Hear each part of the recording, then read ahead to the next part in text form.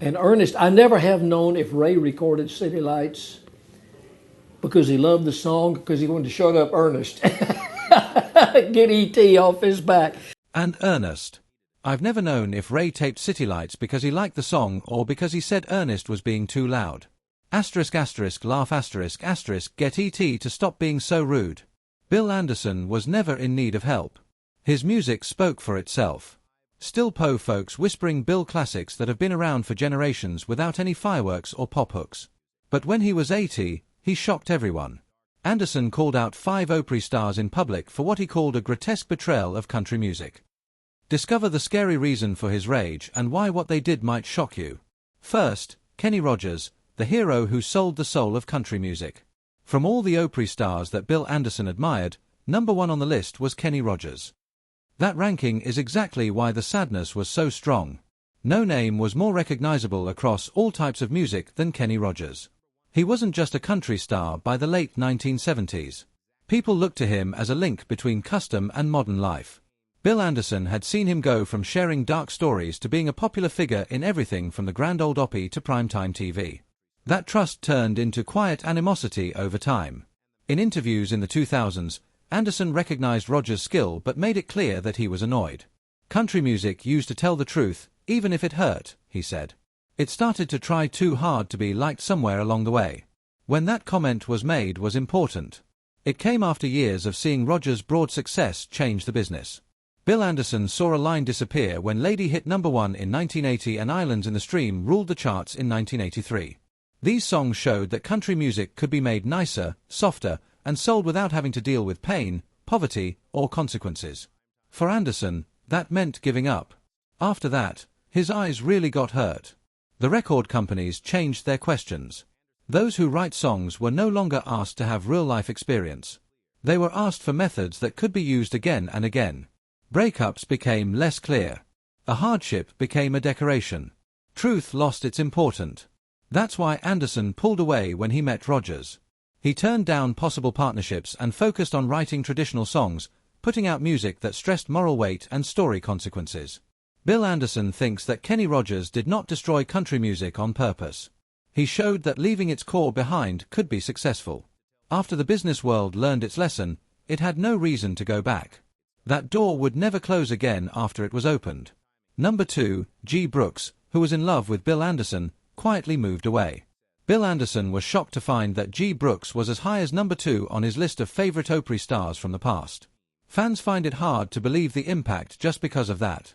Anderson talked about Brooks with or for years. He told someone behind closed doors that he was the most commanding artist country music had ever seen. A praise from a man who is known for being quiet. As Brooks' fame grew in the early 1990s, though, admiration turned into something more like worry. Bill Anderson did not see a star rise. He saw a genre change into something he didn't recognize. Country music, which used to be played in quiet places, quickly made its way to sports stadiums. Huge video walls, fireworks, harnesses, and smoke became the standard. Anderson stood in crowds where fans screamed words that he barely understood and where volume took the place of vulnerability. Not being popular was what made him feel uneasy. It was what people wanted in return for being popular. In a rare radio talk, Anderson was very honest about how uncomfortable he was. You shouldn't yell along with country music. It was meant to be felt. That line was powerful because it showed fear, not affection. He thought that showiness was taking over the private personal exchange that used to define the genre. As Brooks broke attendance marks, record executives worked hard to follow the plan. It was told to songwriters that they should write bigger songs, louder hooks, and simpler feelings. Being quiet is no longer useful. Being close was seen as a bad thing. From that point on, Anderson set quiet limits. He avoided shared stages and focused on private shows and projects with a lot of lyrics. He made those decisions on purpose as acts of refusal to hold on to what he thought was slipping away. Third, there's Taylor Swift, the star who left first. It would be hard for anyone in Nashville to believe that Taylor Swift was number 3 on Bill Anderson's list of favorite artists. Still, that lack of trust is where the crack starts. Swift was one of a kind when she came to country music. She was a teenage singer-songwriter who could write about sadness with clarity that belied her years. Bill Anderson saw right away. He told her in private that he liked her early work and was struck by how naturally she handled emotional details and story focus. For a moment, he thought she stood for rebirth instead of change. What happened next shocked him more than any change in style ever had. When Swift officially left the country music scene in 2014, Anderson responded in a frank way that surprised those around him. His co-workers say he said, "Country music used to be a lifetime commitment. That's it for now." That line got around quickly because it showed anger that looked like sadness. To Bill Anderson, Swift's leaving felt like a public statement that country music was just a phase that he needed to grow out of. The big old Opry, which was once seen as holy ground, looked like a stepping stone all of a sudden. Once assumed, devotion is now choice. That thought really scared him. The result was felt right away. Younger artists stopped saying they were going to stay. They talked about going on. Country music went from being a place to go to a place to start. Bill also saw the change happen live. That's what she did. Bill thought that country music had always needed to be in one place. The ground beneath the genre quietly cracked when that assumption went away. When people don't have to commit, their identity quickly goes with it. Fourth on the list is Jason Aldean, the hitmaker who emptied out country music. People who live in Nashville would have laughed if you told them that Jason Aldean would be ranked fourth among the Opry stars that Bill Anderson used to watch. But that doubt is exactly what makes this chapter so scary. It was never Jason Aldean's style to be pop. He never stopped making country songs. Which is what Bill Anderson said was the problem. During the 2000s and 2010s, Anderson became more and more worried about the rise of bro country in private talks. Aldean helped make this trend acceptable on the radio level. Trucks, tailgates, and dirt roads got more attention from beer brands, while the emotional effects that used to define country music slowly went away. A conversation between Anderson and other musicians is said to have gone like this: "They're singing about country life without living it." That line wasn't just a sign of anger. The charge was made. Anderson always thought that country music had to be close to suffering. Aldean's catalogue, on the other hand, showed country life as a never-ending party that was carefully planned, easy, and emotionally empty. Bill's life changed in important ways when he heard songs like Dirt Road Anthem. The images seemed familiar, but there wasn't much substance to them. There were no parents who were getting old, no cash worries, and no grief that was brought home at night. What was left were words that were meant to sell a way of life rather than face reality. Anderson thought that Aldean was a sign of a bigger change in the business. Being authentic became a process. Artists were told to use accepted symbols, look a certain way, and keep their feelings in a certain range. Folk roots and complicated lyrics were quietly pushed to the side in favor of repeat, which worked well with younger audiences. Do you know what Bill said? It was colder and more planned out. He wouldn't change. He kept writing about having faith, getting older, regret, and spiritual weight. Bro country avoids these topics. Those songs weren't made to make you feel nostalgic. It was a message. Bill didn't see bro country as growth.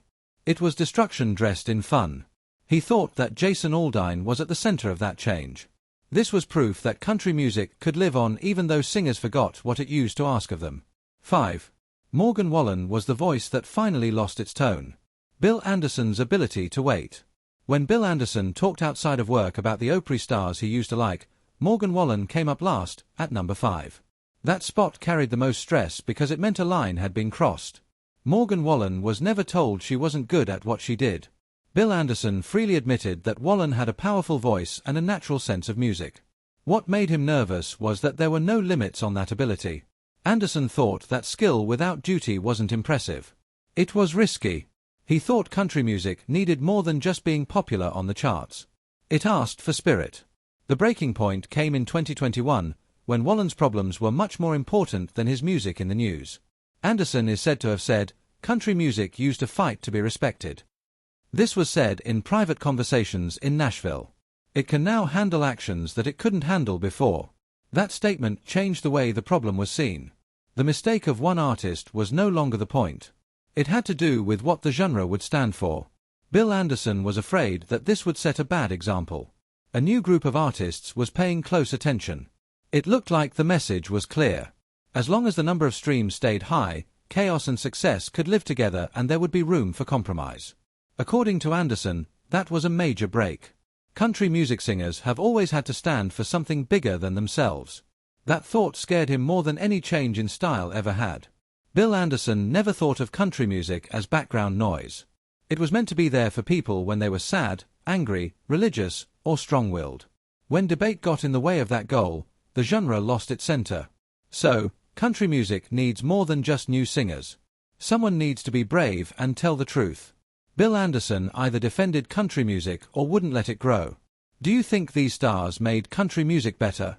Could it be that Bill Anderson saw the fall before anyone else did? What do you think? Tell us below. Follow, like, and stay with us if you want to hear more hidden stories from inside the Opry walls.